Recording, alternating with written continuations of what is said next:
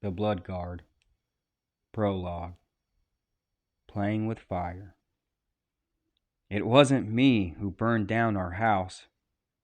I wasn't even supposed to be there.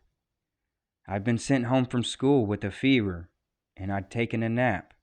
Next thing I knew, flames were licking under my door, and white smoke was filling the room. Pretty soon after that, I was hugging the brownstone wall outside my third-floor bedroom window, wishing I'd put on some clothes first. It was snowing hard, and the ledge I was standing on was slippery below me. Below me, the entire front of the house was ablaze, long tongues of fire stretching from every window, so I went the other way up. Scaling a burning building in a snowstorm in pajamas and bare feet? Not my idea of fun. But sometimes you don't really have a choice. Eventually, I reached the edge of our roof and hoisted myself over. Safe, I thought. The terraced surface was nice and warm under my feet. I almost felt like I couldn't lie down and go to sleep again.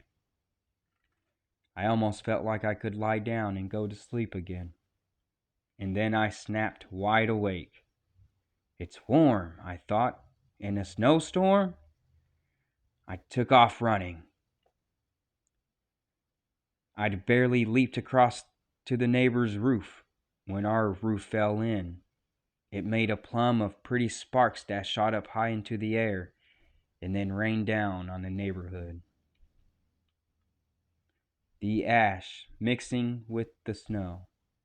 I stood and watched, wondering what I was going to tell my mom. It all seemed unreal, and not just because I was feverish, barefoot, covered in soot, and wearing singed pajamas, but because our house was the only one in the row of brownstones to catch fire.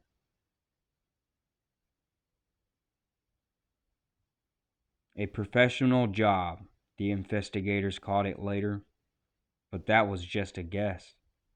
They never found evidence of arson, and they couldn't figure out a motive for why my parents or I would want to destroy our own home.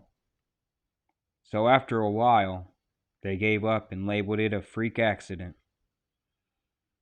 We moved to a new place in a new neighborhood in a totally new state. I went to a new school with new kids who didn't accuse me of being the boy who played with fire. I figured I'd survived the worst moment of my life. Nothing else that happened to me could ever come close to being as awful as that one day. But I was wrong. Boy, was I ever. Prologue. No, my bad. Prologue. End.